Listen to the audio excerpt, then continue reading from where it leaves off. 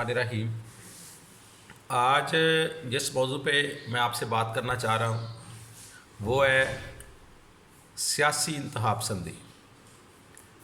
ہمارے ملک میں پہلے ہی مذہبی، لسانی اور علاقائی انتہا پسندیاں پر عروج پر تھیں، یہ ایک نیا اضافہ ہو گیا۔ یقیناً کسی ملک میں بھی جب لوگ انتہا پسندی کی طرف چلے جاتے ہیں تو وہ اس ملک کے لیے اچھا نہیں ہوتا۔ آج کل تو لوگ اتنے برداشت ہی نہیں کرتے کسی کی بات، کسی کا موقف سننا پسند نہیں کرتے، صرف اپنی سیاسی پارٹی کی بات کرتے ہیں، اپنی سیاسی پارٹی کی بات سنتے ہیں، اپنے سیاسی لیڈر کو ڈیفینڈ کرتے ہیں۔ تو اس لیے میں نے آج اس کو اپنا موضوع بنانے کی کوشش کی ہے۔ تھوڑا سا پس منظر پیش کرنا چاہتا ہوں۔ جب بے نظیر بھٹو کا قتل ہوا تو زرداری صاحب نے پاکستان کھپے کا نعرہ لگا کے اپنی ایک نئے لیڈرشپ کے طور پہ وہ سامنے آئے۔ لوگوں نے انہیں بڑا اپریشیٹ کیا۔ الیکشن ہوا، زرداری صاحب پارلیمنٹ میں پہنچ گئے، ان کی پارٹی کو اکثریت حاصل ہو گئی۔ لیکن زرداری صاحب کی جو سب سے بڑی خوبی تھی وہ یہ تھی کہ انہوں نے کامیابی حاصل کرنے کے بعد اپنے دروازے تمام سیاسی پارٹیوں کے لیے کھول دیے۔ وہ ایک مصالحت پسند لیڈر کے طور پہ سامنے آئے، دور اندیشی اس میں نظر آ رہی تھی۔ زرداری صاحب جو ہے وہ شراکت اقتدار جو ہے اس پہ یقین رکھنے والے نظر آئے۔ اس کی سب سے جو بہترین ان کا رد عمل تھا وہ یہ تھا کہ وہ میاں شریف کی قبر پہ فاتحہ پڑھنے کے لیے ریونڈ آ گئے۔ انہوں نے دوستی کا ہاتھ بڑھا دیا نواز شریف کی طرف۔ اس کے بعد ان کے نظریاتی اور ذاتی دشمن چودھری پرویز الہی صاحب اور چودھری شجاعت حسین، انہوں نے ان کو پارلیمنٹ میں لے گئے اور انہیں نائب وزیر اعظم تک بنا دیا۔ اسفند یار ولی سے انہوں نے اپنے اختلافات ختم کر لیے، ان کا بڑا ایک نظریاتی اختلاف تھا آپس میں۔ مولانا فضل الرحمان تو ویسے ہی ساتھ تھے ان کے۔ تو انہوں نے ایک بڑا اچھا سٹیپ لیا، لوگوں نے بہت اپریشیٹ کیا۔ ایک انہوں نے اور بڑی اچھی بات کی کہ انہوں نے، حالانکہ اس وقت سندھی بڑے جوش میں تھے، انہوں نے وزارت عظمیٰ پنجاب کو دے دی، یوسف رضا گیلانی کو وزیر بنا دیا۔ زرداری صاحب کی پارٹی کیونکہ ایک نظریاتی پارٹی تھی، ان کے پاس ایک بڑی سالڈ قسم کی ٹیم تھی لوگوں کی، جن میں رضا ربانی، اعتزاز احسن، قمر کائرہ، یہ لوگ کافی منجے ہوئے سیاستدان تھے۔ لیکن زرداری صاحب نے ایک نئی ٹیم اتاری۔ انہوں نے کہا کہ میں اپنے اعتماد کے بندے لاتا ہوں۔ لیکن پھر بھی انہوں نے جس طرح بھی حکومت کی وہ آج ڈسکس کرنے والی بات نہیں ہے۔ لیکن ان کو اس بات پہ اپریشیٹ کرنا پڑے گا کہ انہوں نے پاکستان میں جو سیاسی دوریاں تھیں وہ ختم کرنے کی کوشش کی۔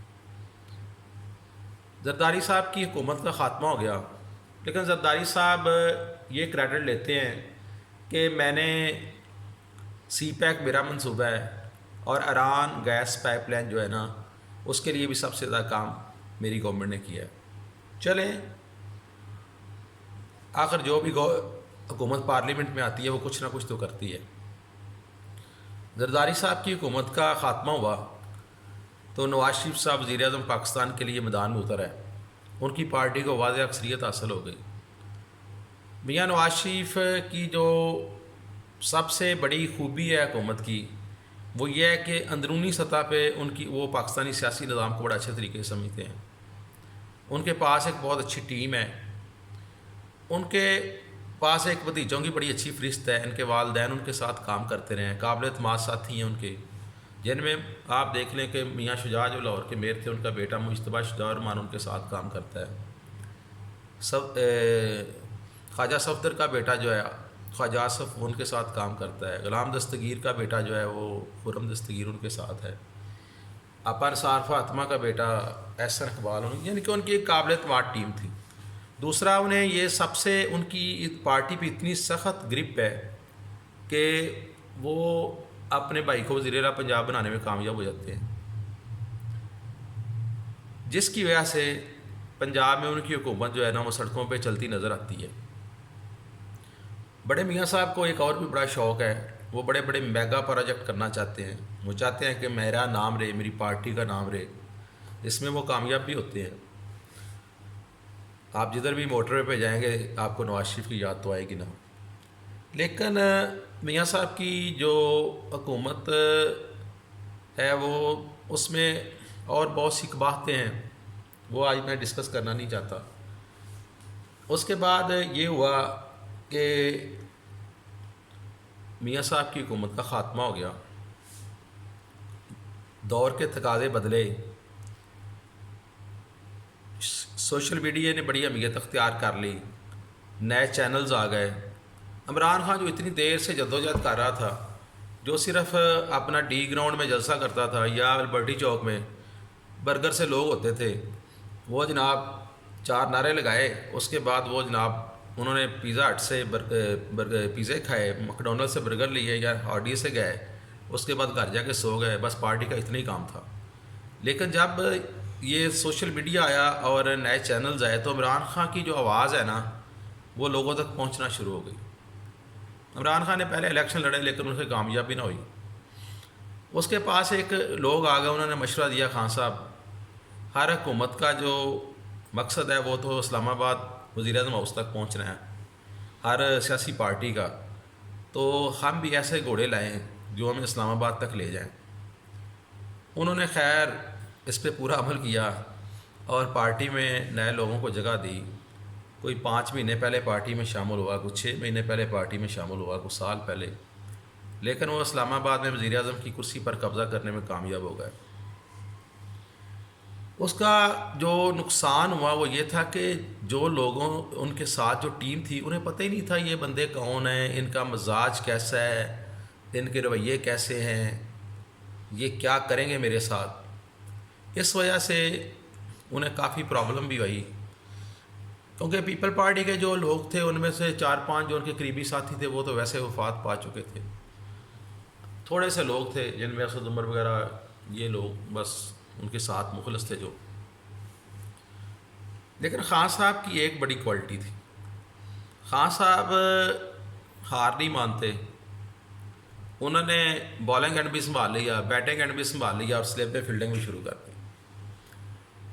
اس کا رزلٹ یہ نکلا کہ جب خان صاحب اقوام متحدہ میں گئے تو انہوں نے ادھر ایک دبنگ تقریر کر دی، اس کے بعد امریکہ میں ایسا جلسہ کر دیا کہ جیسے وہ مینار پاکستان پہ کر رہے ہیں۔ انٹرنیشنل میڈیا کی ساری نظریں خان صاحب پہ آ گئیں۔ خان صاحب کے جو مخالفین تھے انہوں نے کہا جی چلو جی تقریر سے آپ کھانا کھا لیا کریں، تقریر سے آپ یہ کام حل کروا لیا کریں، یعنی کہ وہ کسی طور پہ بھی خان صاحب کو اپریشیٹ کرنا نہیں چاہتے تھے۔ ہماری قوم کا ایک سب سے بڑا المیہ یہ ہے کہ ہم حضرت موسیٰ کی قوم والی ہم کوالٹی چاہتے ہیں کہ ہم کہیں جی ہم نے منو سلوا کھانا ہے، آسمان سے اتر آئے۔ حالانکہ کوئی بھی پارٹی جب اقتدار میں آتی ہے تو اس کے ثمرات تو کم از کم 5-6-7 سال نظر آنا شروع ہوتے ہیں، لیکن لوگوں کی باتیں لوگ سنتے رہے، لوگ کرتے رہے باتیں۔ رزلٹ کیا نکلا؟ آج جس پوزیشن پہ کبھی ہم ہوا کرتے تھے، خان صاحب کے ٹویٹس نے انٹرنیشنل جو ممالک کے سربراہ ہیں ان کو فون کر کر کے آج نتیجہ یہ نکلا ہے کہ انڈیا کو انہوں نے، امریکہ نے، اپنے وائٹ ہاؤس نے اپنے ٹویٹر اکاؤنٹ سے انفالو کر دیا۔ امریکی کمیشن نے رپورٹ دی ہے کہ دنیا میں سب سے جو بدترین اقلیتوں کے ساتھ سلوک ہو رہا ہے وہ انڈیا میں ہو رہا ہے۔ یعنی کہ خان صاحب نے جو ایک مہم چلائی تھی اس کے اثرات آنا شروع ہو گئے۔ ادھر سے کرونا کی وبا آ گئی۔ کرونا میں خان صاحب کے 2 ہی مقصد تھے جب وہ اقتدار میں آئے تھے۔ ایک وہ چاہتے تھے کہ پاکستان کا جو گرین پاسپورٹ ہے اس کی عزت میں اضافہ ہو، دوسرا وہ چاہتے تھے کہ جس طرح چائنا میں لوگ غربت کی لکیر سے اوپر گئے ہیں اس طرح میں بھی اپنے غریبوں کے لیے کچھ کروں، یہی ان کے مسئلے۔ کرونا آ گیا، خان صاحب نے جب دیکھا کہ ہمارے پاس تو ہمارا ملک ایٹمی طاقت ہے، اور یہ نہ تو وینٹیلیٹر بنا سکتا ہے، نہ یہ ماسک بنا سکتا ہے، نہ یہ سینیٹائزر بنا سکتا ہے. تو یہ کیسا ایٹمی ملک ہے؟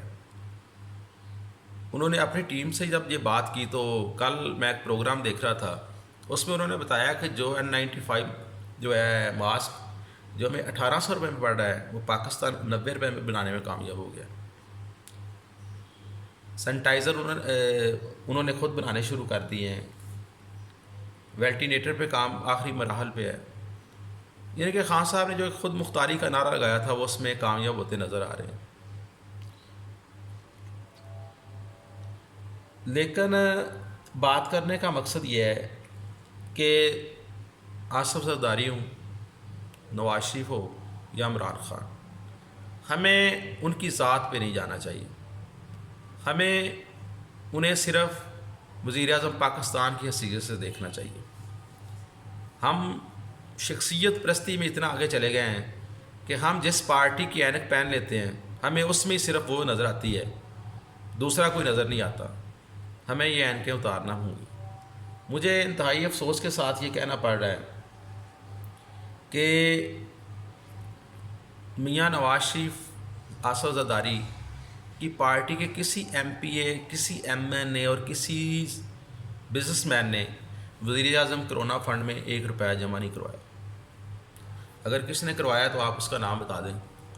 یعنی کہ ہماری انتہا پسندی یہ ہو گئی ہے کہ ہم اتنا الجھ چکے ہیں کہ ہم چاہتے ہیں کہ عمران خان، یہ جو ہم پیسے دے رہے ہیں، اس سے عمران خان کی ذات کو فائدہ ہوگا. حالانکہ یہ ٹوٹلی غلط ہے. اس سے پاکستان کی غریب عوام کو فائدہ ہوگا، وزیر اعظم پاکستان کو فائدہ ہوگا. میں صرف آپ سے یہی عرض کرنا چاہ رہا تھا کہ ہمیں چاہیے کہ جب الیکشن آئیں، اپنے اپنے پسندیدہ جو لیڈر ہے اس کی کمپین کریں، ایک اچھا سیاسی ماحول بنائیں، اس پہ پیسے لگائیں، اس کے لیے قربانی دیں، جو مرضی کریں، ٹائم دیں. لیکن جب وہ وزیر اعظم کی کرسی پہ بیٹھ جائے، جو دوسرے لوگ ہیں وہ اپنی نفرتیں ختم کر کے اسے وزیر اعظم پاکستان کے طور پہ سپورٹ کریں. اگر ہماری یہ نفرتیں بڑھتی گئیں تو پھر نہ پاکستان ترقی کر سکے گا، نہ ہماری قسمت بدل سکے گی، نہ ہم خوشحال پاکستان کا خواب دیکھ سکیں گے، اور نہ ہی نیا پاکستان بن سکے گا. اس لیے ہم سب کو چاہیے کہ اگر ہم پاکستان کے ساتھ مخلص ہیں، پاکستان کی خوشحالی چاہتے ہیں، پاکستان کی ترقی چاہتے ہیں، تو ہمیں ایک دوسرے کی بات کو برداشت بھی کرنا چاہیے، ہمیں ایک دوسرے کو سپورٹ بھی کرنا چاہیے. ہمیں پاکستان میں رہ کے اتنی سرحدیں نہیں بنانی چاہیے کہ جن کو کراس کرنا ہمارے لیے مشکل ہو جائے. یہ تو بہت بڑا المیہ ہے کہ ہم پہلے ہی اتنے زیادہ گروہوں میں بٹ چکے ہیں. ایک یہ نیاز و اضافہ ہے، یہ میرے خیال میں بہتر نہیں ہے. ہمیں چاہیے کہ جو بھی وزیر اعظم بن جائے اس کے مکمل پیچھے کھڑے ہو جائیں اور اسے 5 سال گورنمنٹ کرنے کا موقع دیں، تاکہ کل کو کوئی یہ نہ کہہ سکے کہ مجھے موقع نہیں ملا، میں نے یہ کرنا تھا، مجھے سپورٹ نہیں ملی.